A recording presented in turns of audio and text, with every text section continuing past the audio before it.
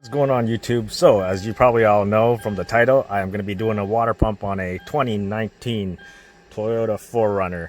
I think this is a TRD off-road.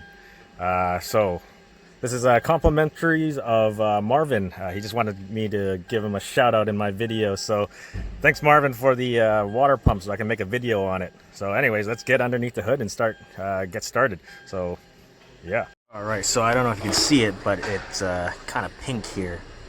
Right, and you can see this, he kind of cleaned it off from all the crusties, but it's leaking from this corner here. You can kind of see the gasket kind of, yeah, anyways, yeah, the definitely coolant was leaking there, so that's why we're replacing this water pump. So what we want to do is let's remove the radiator cap and remove the skid plate and drain the coolant. So once you remove that skid plate, to drain your coolant for your 4Runner, the petcock is just right there. So all you just gotta do is give it a twist, right, and it should just come out. There you go. Now let's just wait till that thing drains out. While that's draining, there's a couple things I gotta move off the fan shroud, which is this 10mm bolt. Also the clip that holds the lower radiator hose, which is right here. So we got to unclip that, and then we're gonna remove the fan shroud as well with the fan at the same time. The bottom of this fan shroud slides into this little notch here. Same thing on this side. They just slide in and it's just bolted onto the top. So, how you remove this clip, it's pretty cool.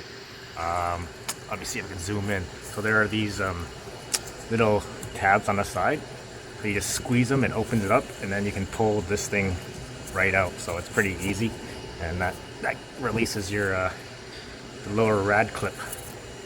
So once you remove this cover, I have it down on the floor. It's just held in by a bunch of clips. We want to remove this upper radiator hose. You can probably leave this coolant bottle in or remove it. It's up to you. We got a bunch of 10 mils down there for the fan shroud, and there's also another 10 mil for the transmission cooler lines, I believe. And then same thing on this side. You got, you know, bolts here, bolts along the, I think on the side here. No, don't see any bolts there. And then it just slides into a slot at the bottom. So yeah, but we're gonna have to be yanking the fan out with the fan shroud. And all we have to remove is those looks like 12mm nuts. Alright, so I removed the fan shroud and the fan together, but before I took the fan off, or took the fan out, I left the belt on, so there's something so I can crack the nuts loose off this water pump here. So now, what it looks like is the idler pulleys. These are regular, it's just lefty loosey, righty tighty, they're not reverse threads. Same with this other idler pulley that's right here that I already cracked loose. And yeah, it looks like that's all the bolts around the water pump. I still got to remove these bolts up here for the thermostat that bolts to the water pump. And if you guys need the belt routing, there it is, in case you need it and you forget to draw it yourself. So yeah, so this job actually book time is 5.1 hours. So if you want to save yourself 5 hours of labor and attempt it yourself, I encourage you guys to do it. Alright, so there is one more bolt for that water pump behind this tensioner, but I think I can leave it in there by just having somebody hold this while I break the bolt loose there, and then get that one out. And then, yeah, then I don't have to take this tensioner off. But next thing what we got to do is remove this thermostat. We got to remove a whole bunch of this what is this? This is for the emissions, it's the air pump. So we got to remove, I guess, just the bracket, get all these hoses out of the way, all these hoses out of the way.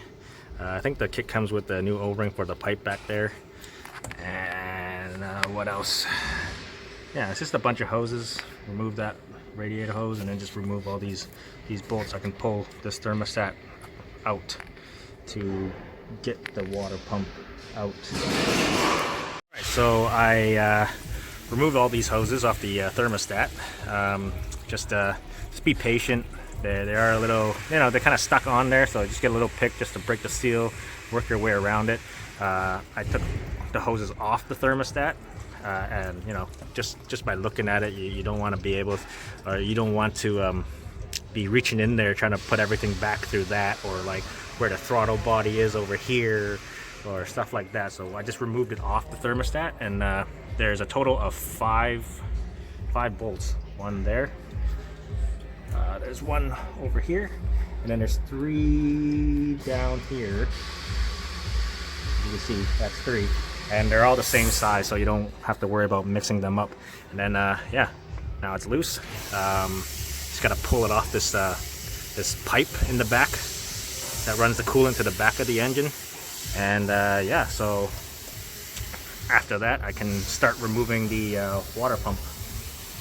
Alright, so now we're gonna try and yank this thermostat out. Make sure you don't yank it so hard that you punch a hole in the radiator.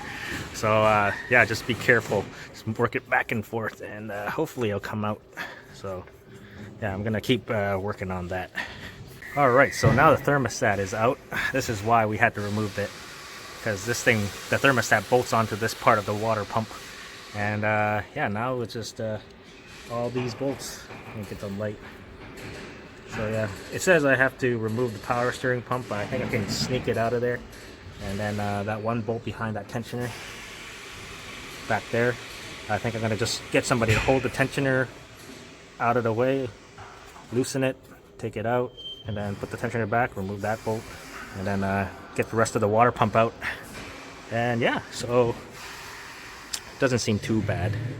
So yeah, definitely gonna need to remove this power steering pump, because this bolt, you can't get a socket in there.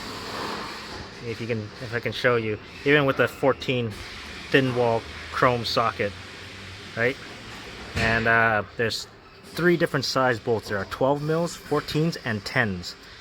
And I think that's the only thing I need to remove. So yeah, just for you to heads up. So there are 2 bolts here that go into the power steering pump. You can just, I think I can just unbolt one, kind of pry it out slightly. That way I can get access to this bolt, and I should be okay. Don't have to remove this completely, I don't think. To show you how close it is, I did remove the power steering pump bolts, and you don't need to move it very much, but just enough to get this bolt out. So it's just, you can see how much clearance it has between the pulley and that bolt there. So got that bolt out. Make sure you know which bolt goes into where. There are 10s, 10 mils, 12 mils, and 14s. Right, so all the bolts have been removed. They are all the same size, and they do go through the timing cover into the block. So there's still some silicone on these things, but they are wet, still wet. I don't know if you can tell that. So yeah, now that the move your legs. Now that the bolts are loose, I can take this water pump out. Maybe need to pop it out. It's got rivets. I think there's one rivet like right there. Grab a screwdriver, take it off. Hope I got all the bolts. Should be everything. Oh, it's tight. I think there's one more bolt somewhere. See if you can see it. The one down there? No. Got all that. That side's already leaking, so I'm missing a bolt anywhere? No, that's not a bolt. Yeah, I don't see any more bolts, but let me try and get this off. Alright, so water pump is out. I'll show you where it's leaking from. You can see from all the corrosion. It's that's where it's leaking from. So what does that look like? Looks like it's dead. Yeah, anyways, but yeah, that's where it's leaking from. So it can happen to you. It's just from corrosion. Not that the water pump itself failed, but it's just you know, corrosion. So here's the new water pump. Right, you can see how thick that gasket is, man. But this is the OEM part number from Toyota for the water pump for the 5th gen 4Runner, if you wanted to know. So yeah, pretty much almost there. This reverse order of removal. I also cleaned up the surfaces on the on this side of the water pump, I'll probably scrub some of that coolant off, so not the next person's not gonna be like, hey, your water pump's leaking. So yeah, that's should be it. All right, so water pump's all torqued down. The torque specs for the 10 millimeter bolts are 11 foot-pounds. The 12 millimeter bolts, they are 23 foot-pounds. And then the 14's a whopping 47 foot-pounds. So yeah, now since I got everything in, I'm gonna put the thermostat in and then change this O-ring right here. And also put a new gasket right here. Don't forget this O-ring here for the thermostat. So these O-rings come with the water pump. So these were inside the box.